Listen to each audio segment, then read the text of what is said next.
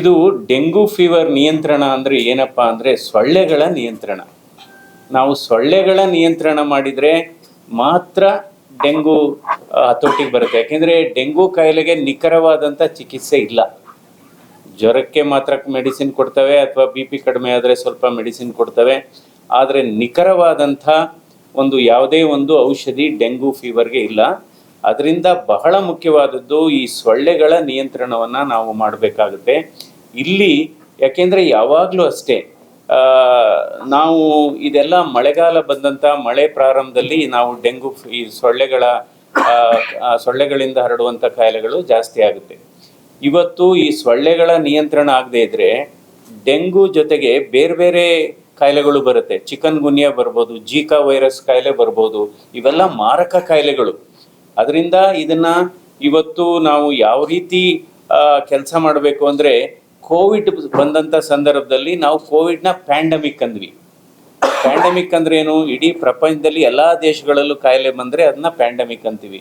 ಇವತ್ತು ನಮ್ಮ ರಾಜ್ಯದಲ್ಲಿ, ನಮ್ಮ ದೇಶದಲ್ಲೇ ಇದು ಬಹಳ ವೇಗವಾಗಿ ಹರಡೋದ್ರಿಂದ ಇವತ್ತು ನಮ್ಮ ದೇಶದಲ್ಲಿ ಈ ಡೆಂಗು ಫೀವರ್ ನಮ್ಮ ರಾಜ್ಯದಲ್ಲಿ ಮತ್ತು ನಮ್ಮ ಜಿಲ್ಲೆಗಳಲ್ಲಿ ಇದು ಎಂಡೆಮಿಕ್ ಆಗಿದೆ. ಎಂಡೆಮಿಕ್ ಅಂದರೆ ರಾಜ್ಯಾದ್ಯಂತ ಇದು ಆಗಿದೆ. ಅದಕ್ಕೋಸ್ಕರ ನಾವು ಯಾವ ರೀತಿ ಕೋವಿಡ್ ಮಾದರಿಯಲ್ಲಿ ನಾವು ಚಿಕಿತ್ಸೆ ವ್ಯವಸ್ಥೆಯನ್ನು ಮಾಡಿದ್ವಿ, ಅದೇ ರೀತಿ ಇವಾಗಲೂ ಮಾಡಬೇಕಾಗುತ್ತೆ. ಅದರಿಂದ ಇದನ್ನು ನಾನೇನು ಹೇಳೋದು ಅಂದರೆ, ಇದನ್ನು ಒಂದು ಮೆಡಿಕಲ್ ಎಮರ್ಜೆನ್ಸಿ ಅಂತ ಡಿಕ್ಲೇರ್ ಮಾಡಬೇಕಾಗುತ್ತೆ. You have to declare it as a medical emergency. ಯಾಕೆಂದರೆ ಇದು ತುರ್ತು ಚಿಕಿತ್ಸೆ ಅಗತ್ಯ ಇದೆ. ಈಗಾಗಲೇ ಇದು ಡೆಂಗು ಟೆಸ್ಟ್ಗೆ ಈಗ ಒಂದು ದರ ನಿಗದಿ ಮಾಡಿದೆ. ಅದ್ರ ಪ್ರಕಾರ ನಡ್ಕೋಬೇಕು.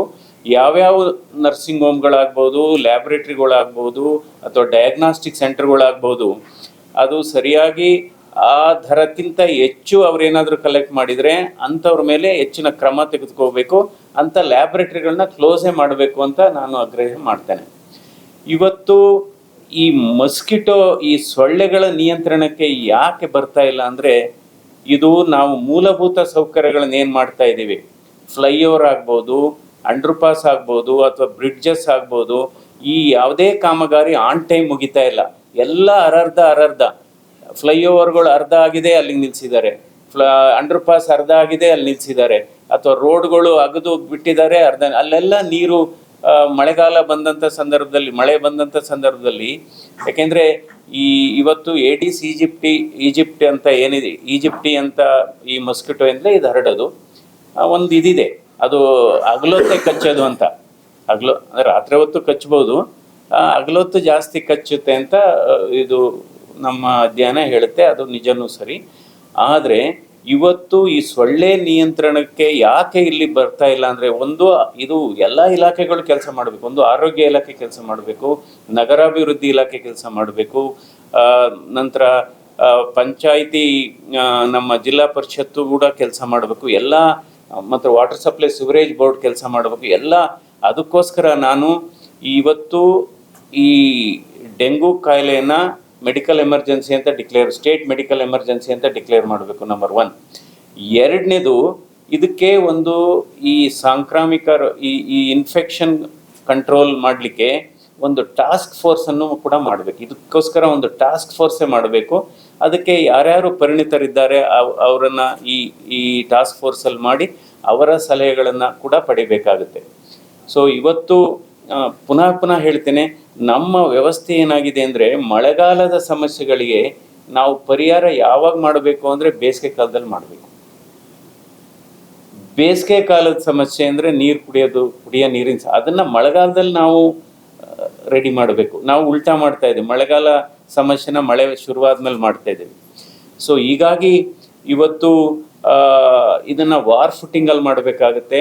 ಅದಕ್ಕೆ ಬೇಕಾದಂಥ ಇದು ಮೆಡಿಸಿನ್, ಡಿಸ್ಇನ್ಫೆಕ್ಟೆಂಟ್ ಆಗ್ಬೋದು, ಅಥವಾ ಇನ್ಸೆಕ್ಟಿಸೈಡ್ ಸ್ಪ್ರೇ ಮಾಡಬೇಕು. ಅದು ಕಾಣ್ತಾನೆ ಇಲ್ಲ, ಎಲ್ಲೂ ನಾವು ಕಾಣ್ತಾನೆ ಇಲ್ಲ. ಯಾರೋ ಒಂದು ಫೋನ್ ಮಾಡಿದರೆ ಬಂದು ಅದು ಸ್ಪ್ರೇ ಮಾಡ್ತಾರೆ.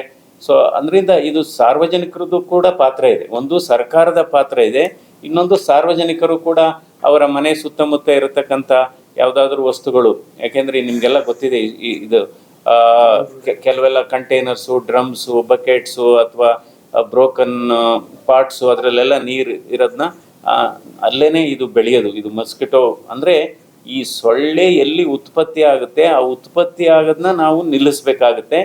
ಇದಕ್ಕೆ ಬಹುಶಃ ಕಂಟಿನ್ಯೂಯಸ್ ಆಗಿ ಇದು ಪ್ರೊಸೆಸ್ನ ನಾವು ಮಾಡಬೇಕಾಗುತ್ತೆ.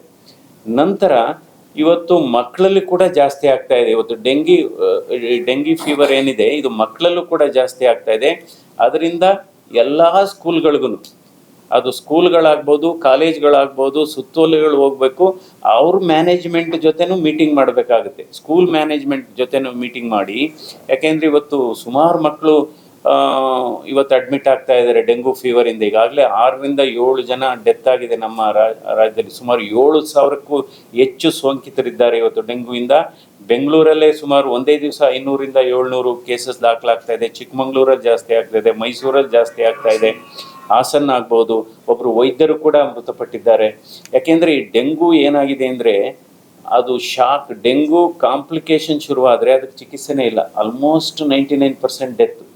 ಅದರಿಂದ ಇದೊಂದು ಬಹಳ ಗಂಭೀರವಾದಂಥ ಕಾಯಿಲೆ.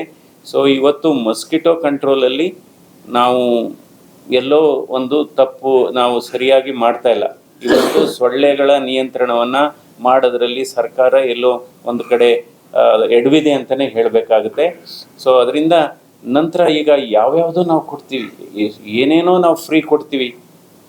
ಅದರಿಂದ ನಾನು ಇದು 5 ವರ್ಷದಿಂದನೂ ಯಾವಾಗಲೂ ಒಂದು ಸರಿ ಹೇಳಿದ್ದೆ ನಾನು ಯಾವುದೋ ಒಂದು ಮೀಟಿಂಗಲ್ಲಿ, ಯಾವುದೋ ಒಂದು ಹೆಲ್ತ್ ಅವೇರ್ನೆಸ್ ಮೀಟಿಂಗ್. ಇವತ್ತು ಹಲವಾರು ಉಚಿತವಾಗಿ ವ್ಯವಸ್ಥೆ ಇದೆ, ಫ್ರೀ ಬೀಸ್ ಅಂತ ಏನು ಹೇಳ್ತೀವಿ ಅದು ಕೊಡ್ತಾ ಇದ್ದೀವಿ.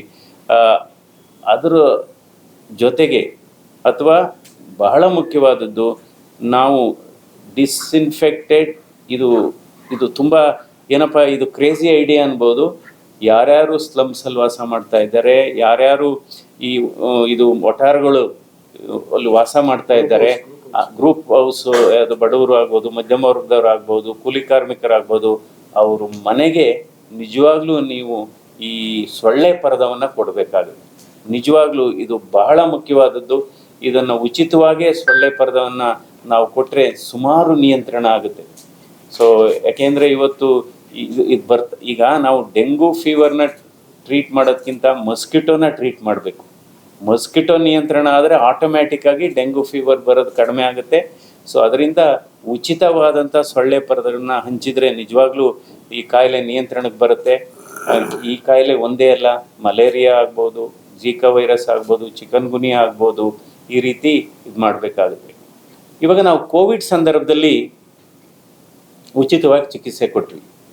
ಇವತ್ತು ಡೆಂಗು ಫೀವರ್ಗೆ ಕೇವಲ ನಾವು ಟೆಸ್ಟ್ಗೆ ಮಾತ್ರ ಕ್ಯಾಪ್ ಮಾಡಿದ್ದೀವಿ, ಅಂದರೆ ದರವನ್ನು ನಿಗದಿ ಮಾಡಿದ್ದೇವೆ, 250-300 ರೂಪಾಯಿಗೆ ಮಾಡಬೇಕು ಅಂತ.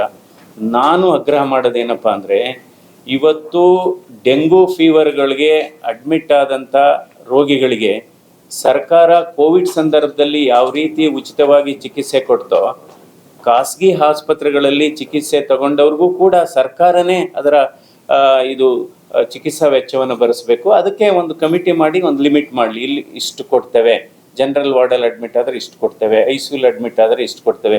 ಯಾವ ರೀತಿ ನಾವು ಕೋವಿಡ್ ಮಾದರಿನಲ್ಲಿ ನಾವು ಚಿಕಿತ್ಸೆ ವೆಚ್ಚವನ್ನು ಸರ್ಕಾರ ಭರಿಸ್ತೋ ಅದೇ ರೀತಿ ಭರಿಸಬೇಕಾಗುತ್ತೆ. ಇದು ನನ್ನ ಆಗ್ರಹ, ಇದು ನನ್ನ ಸಲಹೆ ಮತ್ತು ನನ್ನ ಅಭಿಪ್ರಾಯ ಅಂತ ಹೇಳ್ತೇನೆ. ಮತ್ತು ಹಲವಾರು ದೇಶಗಳಲ್ಲಿ ಇವತ್ತು ಮೆಕ್ಸಿಕೋ ಆಗ್ಬೋದು, ಬ್ರೆಜಿಲ್ ಆಗ್ಬೋದು, ವಿಯೆಟ್ನಾಂ, ಇವನ್ ಥರ್ಡ್ ವರ್ಲ್ಡ್ ಕಂಟ್ರೀಸ್, 3ನೇ ರಾಷ್ಟ್ರಗಳು ಕೂಡ ಇವತ್ತು ಯಾಕೆಂದರೆ ಡೆಂಗು ಫೀವರ್ಗೆ ವ್ಯಾಕ್ಸಿನನ್ನು ಇಂಟ್ರಡ್ಯೂಸ್ ಮಾಡಿದ್ದಾರೆ.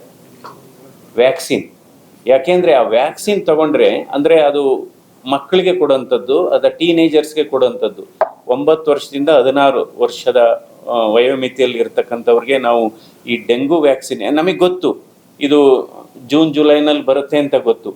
ಆ ಸಂದರ್ಭದಲ್ಲಿ ನಾವು ವ್ಯಾಕ್ಸಿನ್ ಕೊಟ್ಟರೆ ಮಕ್ಕಳಿಗೆ, ಯಾಕೆಂದರೆ ಇದು ಕಾಂಪ್ಲಿಕೇಶನ್ ಆದರೆ ಬಹಳ ಗಂಭೀರವಾದಂಥ ಕಾಯಿಲೆ ಇದು. ನಾವು ಯಾವಾಗಲೂ ಡೆಂಗು ಕಾಂಪ್ಲಿಕೇಶನ್ ಯಾವಾಗ ಶುರು ಆಗುತ್ತೆ ಅಂತ, ಜ್ವರ ಎಲ್ಲ ಹೋಗಿ ಇನ್ನೇನು ಚೆನ್ನಾಗಾಯಿದ್ರು ಮನೆಗೆ ಹೋಗ್ತಾ ಇದ್ದಾರೆ ಅಂದರೆ ಆಮೇಲೆ ಕಾಂಪ್ಲಿಕೇಶನ್ ಶುರುವಾಗೋದು ಜ್ವರ ಕಡಿಮೆ ಆದಮೇಲೆ. ಜ್ವರ ಇದ್ದಾಗ ಬರೀ ಮಾಮೂಲಿ ಜ್ವರ ಇರುತ್ತೆ, ಜ್ವರ ಸ್ಟಾಪ್ ಆಗಿ ನಾವು ಮೇಲ್ನೋಟಕ್ಕೆ ಚೆನ್ನಾಗಿದ್ದೀವಿ ಅಂದಾಗ ಶುರುವಾಗುತ್ತೆ. ಸೊ ಪ್ಲೇಟಿಲೆಟ್ಸ್ ಕಡಿಮೆ ಆಗೋದು, ಆಮೇಲೆ ಬ್ಲಡ್ ವೆಸಸ್ ಲೀಕ್ ಆಗುತ್ತೆ, ಎಲ್ಲ ಕಡೆ ಬ್ಲಡ್ ವೆಸಸ್ ಲೀಕ್ ಆಗುತ್ತೆ. ನೀರು ತುಂಬಿಕೊಳ್ಳುತ್ತೆ, ಹೊಟ್ಟೆಲಿ ನೀರು ತುಂಬಿಕೊಳ್ಳುತ್ತೆ, ಲಂಗ್ಸಲ್ಲಿ ನೀರು ತುಂಬಿಕೊಳ್ಳುತ್ತೆ, ಹಾರ್ಟಲ್ಲಿ, ಕಿಡ್ನಿನಲ್ಲಿ ಎಲ್ಲ ಇರುತ್ತೆ. ಸೊ ಹೀಗಾಗಿ ಇವತ್ತು ವ್ಯಾಕ್ಸಿನ್ ಬಹುಶಃ ನಾವು ಇದನ್ನು ಲೋಕಸಭೆನಲ್ಲೂ ಕೂಡ ನಾವು ಕೇಂದ್ರದ ಆರೋಗ್ಯ ಸಚಿವರ ಗಮನಕ್ಕೂ ಕೂಡ ನಾನು ತರಲಿದ್ದೇನೆ. ಬಹುಶಃ ನಮ್ಮ ದೇಶದಲ್ಲೂ ಕೂಡ ಇವತ್ತು ಡೆಂಗು ವ್ಯಾಕ್ಸಿನನ್ನು ನಾವು ಈ ವಲ್ನರಬಲ್ ಗ್ರೂಪ್ ಏನಿದೆ ಅವ್ರಿಗೆ ಕೊಡತಕ್ಕಂಥ ಕೆಲಸವನ್ನು ನಾವು ಮಾಡಬೇಕಾಗಿದೆ. ಏಕೆಂದರೆ ಆ ಡೆಂಗು ವ್ಯಾಕ್ಸಿನ್ ತಗೊಂಡು ಅಕಸ್ಮಾತ್ ಡೆಂಗು ಬಂದ್ರೂ ಕ್ರಿಟಿಕಲ್ ಆಗಲ್ಲ, ಅವ್ರ ICUಗೆ ಹೋಗೋ ಅವಶ್ಯಕತೆ ಇರಲ್ಲ, ಅಥವಾ ಈ ಸಾವಿನ ಪ್ರಮಾಣ ಗಣನೀಯವಾಗಿ ಕಡಿಮೆ ಆಗುತ್ತೆ. ಸೊ ಈ ರೀತಿ ನಾವು ಕೆಲಸ ಮಾಡಬೇಕಾಗುತ್ತೆ. ಇವಾಗ ಕೆಲವು ಮಾತ್ರೆಗಳು ಕೂಡ ಶಾರ್ಟೇಜ್ ಇದೆ ಅಂತ ಕೆಲವು ಕಡೆ ಇದೆ. ಯಾಕೆಂದರೆ ಜ್ವರಕ್ಕೆ ನಮಗೆ ಗೊತ್ತಿದೆ, ಕೋವಿಡ್ ಸಂದರ್ಭದಲ್ಲಿ ಡೋಲೋ ಆಗ್ಬೋದು, ಕ್ರೋಸಿನ್ ಆಗ್ಬೋದು, ಪ್ಯಾರಾಸೆಟಮಾಲ್ ಅಂತ ಹೇಳ್ತೀವಿ ಇಂಗ್ರೀಡಿಯೆಂಟು. ಸೊ ಇದ್ರ ಕೊರತೆನೂ ಇದೆ ಅಂತ ಗೊತ್ತಾಗಿದೆ. ಅದನ್ನೆಲ್ಲ ನಿಭಾಯಿಸಬೇಕಾಗಿದೆ. ಅಂದರೆ ಇದಕ್ಕೆ ಒಂದು ಕಂಟ್ರೋಲ್ ರೂಮ್ ಅಂತನೂ, ವಾರ್ ರೂಮ್ ಅಂತಲೂ ಕೂಡ ಮಾಡಬೇಕಾಗಿದೆ. ವಾರ್ ರೂಮ್ ಅಂತಲೂ ಮಾಡಿ ಇದನ್ನು ಮಾನಿಟರ್ ಮಾಡಬೇಕು. ಯಾಕೆಂದರೆ ದಿನದಿಂದ ದಿನಕ್ಕೆ ಹೆಚ್ಚಾಗ್ತಾ ಇದೆ. ಬಟ್ ಬಹಳ ಮುಖ್ಯವಾದದ್ದು, ನಮ್ಮ ಏನು ಇದು ಕಾಮಗಾರಿಗಳಾಗ್ತಾ ಇದೆ ಅದು ಆನ್ ಟೈಮ್ ಆಗಬೇಕು. ನೀವು ಫ್ಲೈಓವರ್ ಆದರೂ ಆಗಲಿ, ಅಂಡರ್ ಪಾಸಲ್ಲಿ ನೀರು ಎಲ್ಲ ಅಕ್ಯುಮುಲೇಟ್ ಆಗ್ತಾ ಇದೆ, ಅಲ್ಲೆಲ್ಲ ಮಳೆ ಬಂದಾಗ ಅದು ಫ್ರೆಶ್ ವಾಟರ್ ಆಗುತ್ತೆ, ಅಲ್ಲಿ ಈ ಸೊಳ್ಳೆಗಳು ಜಾಸ್ತಿ ಆಗ್ತಾ ಇದೆ. ಸೊ ಅದರಿಂದ ಇವತ್ತು ನಾವು ಕಾಮಗಾರಿಗಳನ್ನು ಅರ್ಧಕ್ಕೆ ನಿಲ್ಲಿಸಿ ಇನ್ನೊಂದು ಹೊಸ ಕಾಮಗಾರಿ ಮಾಡೋವಂಥದ್ದು, ಅದು 2ನೇ ಕಾಮಗಾರಿ ಅರ್ಧಕ್ಕೆ ನಿಲ್ಲಿಸಿ 3ನೇ ಕಾಮಗಾರಿ ಯಾವುದು ಕಂಪ್ಲೀಟ್ ಆಗಲ್ಲ. ಹೀಗಾಗಿ ಎಲ್ಲ ಕಡೆ ನೀರು ಸೇರ್ತಾ ಇದೆ, ನೀರು ಸಂಗ್ರಹಣೆ ಆಗಿ ಇವತ್ತು ಸೊಳ್ಳೆಗಳ ನಿಯಂತ್ರಣ ಆಗ್ತಾ ಇಲ್ಲ ಸರಿಯಾಗಿ. ಸೊ ಈ ರೀತಿ ಮುನ್ನೆಚ್ಚರಿಕೆಯನ್ನು ನಾವು ವಹಿಸಬೇಕಾಗುತ್ತೆ. ಸೊ ಶಾಲೆಗಳಲ್ಲಿ ಮಾತ್ರ ಕೆಲವು ದೇಶಗಳಲ್ಲಿ ಮಕ್ಕಳು, ಯಾಕೆಂದರೆ ಇದು ಶಾಲೆಗಳಿಗೆ ಹೋದಂಥ ಸಂದರ್ಭದಲ್ಲಿ ಶಾಲೆಗಳಲ್ಲಿ ಇದು ಸೊಳ್ಳೆಗಳು ತುಂಬಾ ಇದೆ. ನಾನು ಸ್ಕೂಲ್ಗೆ ಹೋಗಿದ್ದೀನಿ, ಕೆಲವೆಲ್ಲ ತುಂಬ ಇದೆ. ಮಕ್ಕಳಿಗೆ ರೆಪಲೆಂಟ್ಸ್ ಅಂತ ಹಾಕ್ತಾರೆ, ಮೊಸ್ಕಿಟೋ ರೆಪಲೆಂಟ್ನ ಇಲ್ಲಿ ಅಂಟಿಸಿದ್ರೆ ಅಂಥ ಮಕ್ಕಳಿಗೆ ಅದು ಕಚ್ಚಲ್ಲ. ಸೊ ಸ್ಪ್ರೇ ಮಾಡೋಕ್ಕಾಗಲ್ಲ ಮಕ್ಕಳಿಗೆ. ಈ ಮೊಸ್ಕಿಟೋ ರೆಪಲೆಂಟ್ಸ್ ಅಂದ್ಬಿಟ್ಟು ಒಂದು ಸ್ಟಿಕ್ಕರ್, ಅದು ಅಟ್ಲೀಸ್ಟು ಅದನ್ನು ಕೂಡ ನಾವು ಮಾಡಬೇಕಾಗುತ್ತೆ. ಈ ರೀತಿ ಮುನ್ನೆಚ್ಚರಿಕೆ ಕ್ರಮಗಳನ್ನು ನಾವು ಮಾಡಬೇಕು. ಅಲ್ಲದೇ ಇದ್ದರೆ ಈಗಾಗಲೇ ಸಾವಿರಾರು ಜನರಿಗೆ ಇವತ್ತು ಡೆಂಗು ಫೀವರ್ನ ನಾವು ನೋಡ್ತಾ ಇದ್ದೇವೆ. ಇದು ರಿಪೋರ್ಟೆಡ್ 6ರಿಂದ 7 ಜನ ಸಾವನ್ನಪ್ಪಿರೋದು ರಿಪೋರ್ಟೆಡು, ಅನ್ರಿಪೋರ್ಟೆಡ್ ಎಷ್ಟು ಗೊತ್ತಿಲ್ಲ. ಸೊ ಹೀಗಾಗಿ ಈ ರೀತಿ ಮುನ್ನೆಚ್ಚರಿಕೆಯನ್ನು ವಹಿಸಬೇಕಾಗುತ್ತೆ. ಬಟ್ ಡೆಫಿನೆಟಾಗಿ ಇದನ್ನು ವಾರ್ ಫುಟಿಂಗಲ್ಲಿ ಮಾಡಬೇಕಾಗುತ್ತೆ. Again I reiterate, it should be declared as a medical emergency, state medical emergency. Task force ಮಾಡಬೇಕು. ನಂತರ ಉಚಿತವಾಗಿ ಇವರಿಗೆ ಖಾಸಗಿ ಆಸ್ಪತ್ರೆಗಳಲ್ಲೂ ಚಿಕಿತ್ಸೆ ಕೊಡತಕ್ಕಂಥ ವ್ಯವಸ್ಥೆಯನ್ನು ಮಾಡಿ, ಕೋವಿಡ್ ಸಂದರ್ಭದಲ್ಲಿ ಯಾವ ರೀತಿ ಕ್ಯಾಪ್ ಮಾಡಿದರು ಬೇರೆ ಬೇರೆ ಆಸ್ಪತ್ರೆಗಳು, ಆ ಲಿಮಿಟಲ್ಲೇ ಚಿಕಿತ್ಸೆ ಆಗಬೇಕು. ಸೊ ಈ ರೀತಿ ನಾವು ಕ್ರಮಗಳನ್ನು ವಹಿಸಬೇಕಾಗುತ್ತೆ. ಯಾಕೆಂದರೆ ಆರೋಗ್ಯದ ಮುಂದೆ ಯಾವುದೂ ಕೂಡ ಅದಕ್ಕಿಂತ ದೊಡ್ಡದು ಯಾವುದೂ ಇಲ್ಲ.